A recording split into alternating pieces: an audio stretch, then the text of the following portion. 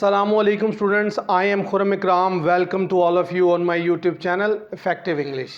Students आज हम बात करेंगे जो prepositions हैं जैसे to, towards, of, for, from, into, up, off, down, across, through, beyond, about.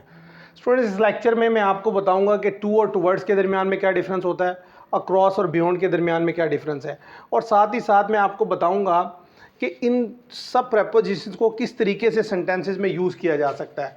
तो अगर आप सबसे पहला सेंटेंस देखें, he is talking about me, वो मेरे बारे में बात कर रहा है। जब भी उर्दू का जो सेंटेंस है उसमें बारे में का वर्ड आएगा तो उसके लिए जो प्रेपोजिशन यूज़ होगी वो अबाउट है। ऐसे ही I did not ask about his family, मैंने उसके ख़ानदान के बारे में नहीं पूछा। तो यहाँ पर अबाउट का जो वर्ड है ये यूज़ करेंगे क्योंकि यहाँ पे बारे में उर्दू में जो सेंटेंस है वो क्या है, मैंने उसके ख़ानदान के बारे में नहीं पूछा।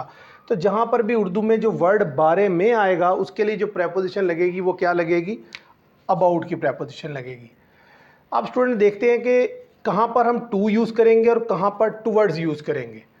स्टूडेंट्स जो टू है और टूवर्ड्स ये दोनों ही डायरेक्शन बताते हैं, लेकिन इनके दरमियान में एक डिफरेंस है। वो डिफरेंस क्या है, अगर तो मैं किसी जगह टू यूज़ करता हूँ, जैसे इस सेंटेंस में यूज़ किया है ही वेंट टू लाहौर, वो लाहौर गया, तो इस जो टू यूज़ किया जाता है वो हमें बताता है कि वो शख्स जिस डायरेक्शन में गया है या जिस जगह गया है उसका मकसद, उसका पर्पज़, उसकी वो डेस्टिनेशन वो जगह ही है।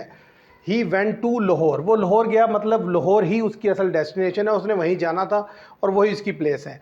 लेकिन जब बात की जाती है टूवर्ड्स की, तो टूवर्ड्स का मतलब यह है he is going towards Lahore, कि वो लाहौर की तरफ जा रहा है। अब तरफ जाने से मुराद ये है कि वो वहाँ लाहौर से हो सकता है आगे चला जाए, वहाँ रुक जाए, ना रुके आगे चला जाए, यानी कि उसकी जो मेन डेस्टिनेशन है वो लाहौर नहीं है, वो लाहौर की सिमत में जा रहा है, उसको काम किसी और जगह है लेकिन लाहौर की सिमत में जा रहा है, इसलिए उसके लिए टूवर्ड्स यूज़ किया गया। जब एग्जैक्ट डायरेक्शन देनी होती है और जब एग्जैक्ट जिस डायरेक्शन में कोई जा रहा है, मूव कर रहा है, तो उसके लिए जो वर्ड यूज़ किया जाता है वो टू है। लेकिन जब हम टूवर्ड्स यूज़ करते हैं इसका मतलब ये है कि वो लाहौर की तरफ जा रहा है। अब ये हो सकता है वो लाहौर पहुंचने के बाद यहाँ से आगे मुल्तान की तरफ चला जाए, तो बेसिकली उसका जो मेन डेस्टिनेशन है वो लाहौर नहीं है, सिर्फ उसका रास्ता, उसकी सिमत वहाँ से गुजर रही है, लाहौर से गुजर रहा है वो, तो इसलिए उसके लिए टूवर्ड्स यूज़ करेंगे। अगर तो उसने जाना ही लाहौर हो तो फिर वहाँ पर हम क्या करेंगे, टू यूज़ करेंगे, टूवर्ड्स यूज़ नहीं करेंगे। तो स्टूडेंट मैं उम्मीद करता हूँ कि आपको ये टू और टूवर्ड्स का डिफरेंस समझ आ गया होगा। अब बात कर लेते हैं फ्रॉम की। फ्रॉम को हम सेंटेंस में तब यूज़ करते हैं जब हमें ये बताना होता है किसी चीज़ का ओरिजिन, कि ये चीज़ यहाँ से आई, यानी कि जैसे होता है ना, आई एम फ्रॉम पाकिस्तान, मैं पाकिस्तान से हूँ, तो मेरा ओरिजिन क्या है, पाकिस्तान। तो उस चीज़ में से के लिए ही केम फ्रॉम इंग्लैंड, वो कहाँ से आया, इंग्लैंड से, इंग्लैंड से आया, तो से के लिए यहाँ पर क्या प्रेपोजिशन यूज़ हुई, फ्रॉम की, क्योंकि उसका जो ओरिजिन है जहाँ से वो आया वो कौन सी जगह है, इंग्लैंड। तो जहाँ से कोई आ रहा है उसके लिए क्या प्रेपोजिशन यूज़ होती है, फ्रॉम। ऐसे ही आई बोरोड अ बुक, मैंने किताब उधार ली, कहाँ से ली, फ्रॉम लाइब्रेरी। किस, वो सोर्स क्या था जिससे मैंने ली, वो क्या थी, लाइब्रेरी। मैंने किताब उधार ली कहाँ से, फ्रॉम लाइब्रेरी। मैंने लाइब्रेरी से किताब उधार ली, तो से के लिए यहाँ पर क्या आएगा, फ्रॉम। जब भी किसी चीज़ के ओरिजिन की बात की जाए कि वो इस जगह से आया या हमने इस जगह से ये चीज़ ली, ऐसी सिचुएशन में आप यहाँ पर क्या प्रेपोजिशन यूज़ करेंगे, फ्रॉम की प्रेपोजिशन यूज़ करेंगे।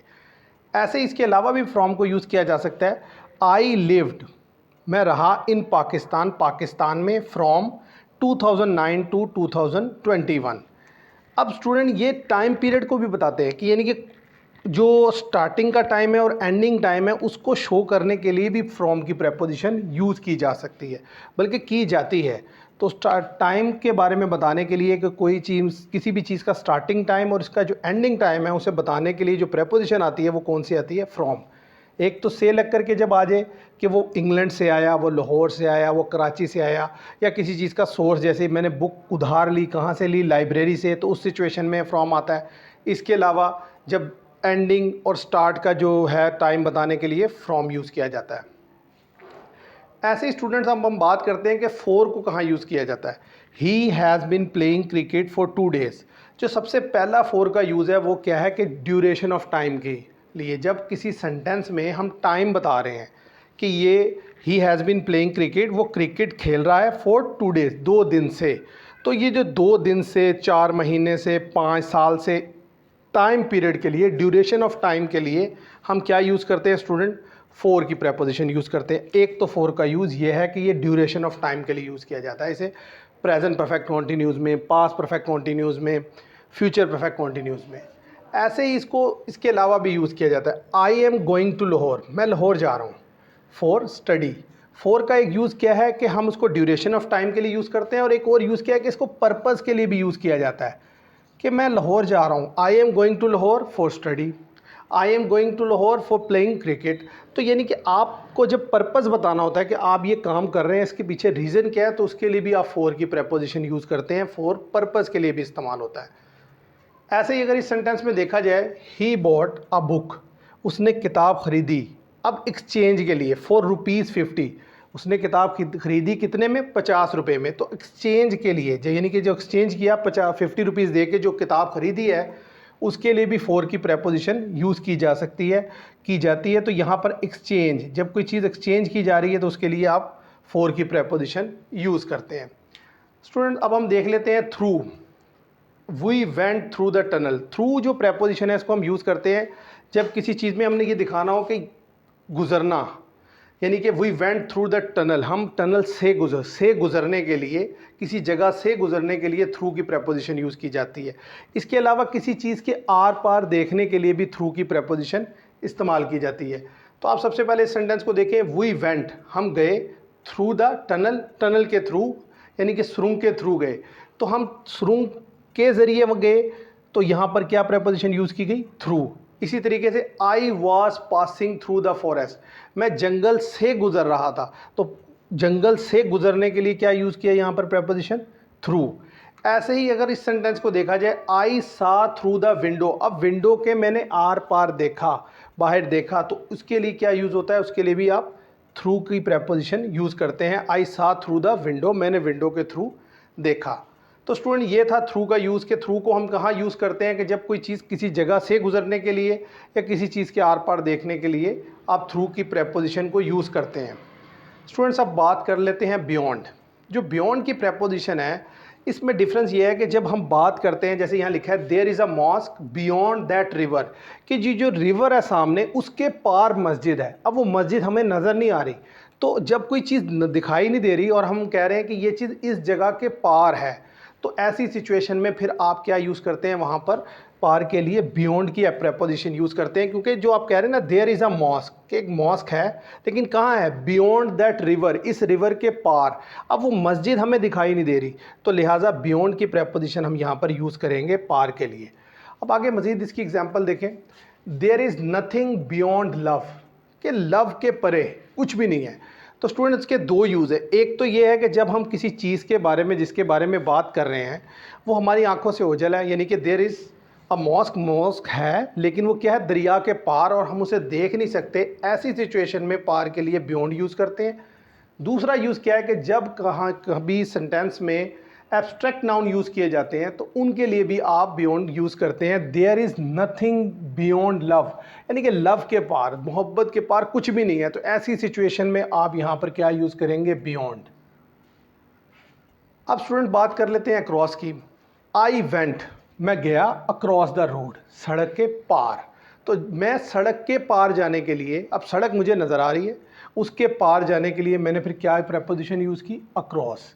इसी तरीके से आई लिव, मैं रहता हूँ, अक्रॉस द रिवर, अब रिवर मुझे दिखाई दे रहा है, मैं उस रिवर के पार रहता हूँ, तो I live across the river.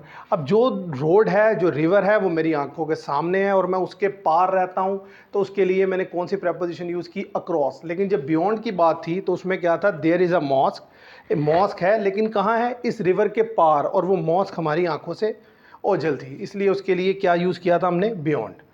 ऐसे ही स्टूडेंट अगर बात की जाए इस सेंटेंस में जो डाउन प्रेपोजिशन की है, he ran down the stairs.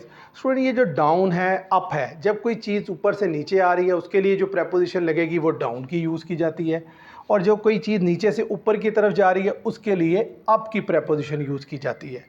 तो स्टूडेंट ये तो बहुत सिंपल है कि जब नीचे कोई चीज़ आ रही है तो डाउन, और अगर कोई चीज़ ऊपर जा रही है तो उसके लिए अप की प्रेपोजिशन यूज़ करते हैं। अब हम बात कर लेते हैं ये जो ऑफ है, ओ डबल एफ ऑफ, कि इसको कहाँ पर यूज़ किया जाता है। स्टूडेंट्स, इसको हम तब यूज़ करते हैं जब कोई चीज़ एक सरफेस पे है। जैसे ये मार्कर जो है ये मेरे हाथ पर है, अब ये इस सरफेस को छोड़कर जब नीचे गिरेगा, ये इस सरफेस को छोड़ के किसी और सरफेस पे जाएगा, तो ऐसी सिचुएशन में फिर वहाँ पर O double F off use किया जाता है। जैसे देखें, ही गोट ऑफ द बस, पहले वो बस की सरफेस पे था, फिर वो उसे छोड़कर नीचे उतरा, तो उसके लिए उसने क्या प्रपोजिशन आएगी, ही गोट ऑफ, वो उतरा द बस से, तो बस की सरफेस को उसने छोड़ा और वो नीचे उतरा। जब एक सरफेस को कोई चीज़ छोड़कर नीचे उतरती है, ये नीचे गिरती है, ये नीचे आती है, तो ऐसी सिचुएशन में उसके लिए ओ डबल एफ ऑफ की प्रपोजिशन यूज़ की जाती है। इसी तरीके से नेक्स्ट सेंटेंस देखें, leaves are falling off the tree. अब ट्री, जो लीव्स हैं वो ट्री के साथ जुड़े हैं, अब वो ज़ाहिर है उस एक ख़ास सरफेस पर, एक सतह पर हैं, अब वो जब उससे टूटकर नीचे जाएंगे तो वो उस जगह को छोड़ेंगे, तो इस सिचुएशन में फिर क्या लिखा जाएगा, leaves are falling off the tree, क्योंकि उन्होंने अपनी असल पोजीशन को छोड़कर दूसरी सरफेस पे, दूसरी सतह पर चले गए। ऐसे ही अगर बात की जाए सेंटेंस की, monkey jumped of the tree, कि वो पहले दरख्त पर बैठा था, उसके बाद उसने दरख्त की सतह को छोड़ा और नीचे छलांग लगाई। तो एक सतह को छोड़कर जब कोई चीज़ नीचे जाती है, उसको छोड़कर दूसरी सतह पर जाती है, तो ऐसी सिचुएशन में आप ऑफ की प्रपोजिशन यूज़ करते हैं, ओ डबल एफ। अब स्टूडेंट बात कर लेते हैं into. She dived into the water, उसने छलांग लगाई कहाँ पर, पानी में। तो स्टूडेंट पहले वो पानी से बाहर थी, जब कोई चीज़ मूवमेंट इस तरीके से मूवमेंट करते हुए किसी चीज़ के अंदर गिरती है, किसी चीज़ के अंदर जाती है, तो ऐसी सिचुएशन में उसके लिए जो प्रपोजिशन इस्तेमाल की जाती है, इनटू की जाती है। पहले वो पानी से बाहर थी, फिर उसने पानी में छलांग लगाई, तो इसकी ये जो मूवमेंट है उसके थ्रू वो पानी में गई, तो लिहाजा उसके लिए वो क्या प्रपोजिशन यूज़ होगी, इनटू। ऐसे ही अगर इस सेंटेंस की बात की जाए, ही थ्रू द लेटर, उसने ख़त फेंका। अब ज़रा पहले ख़त बाहर था, फायर में नहीं था, उसने ख़त फेंका, अब मूवमेंट करता हुआ वो ख़त कहाँ गया, इनटू द फायर, बाहर से वो कहाँ गया, आग में। तो इसके लिए जब मूवमेंट करती हुई कोई चीज़ एक जगह से दूसरी जगह में एंटर होती है, जाती है, यानी कि बाहर से अंदर की तरफ जाती है, तो उसके लिए जो प्रपोजिशन यूज़ होती है वो कौन सी होती है, इनटू की। अब स्टूडेंट हम बात कर लेते हैं ओ एफ ऑफ। इसको सेंटेंस में जब वर्ड आता है ना, it is made of would, ये लकड़ी का बना हुआ है, का, की, इसके लिए जो प्रपोजिशन आती है वो ऑफ आती है, रिलेशनशिप को शो करने के लिए आता है। It is made of would, ये लकड़ी का बना हुआ है। He is the brother of Ali, वो अली का भाई है।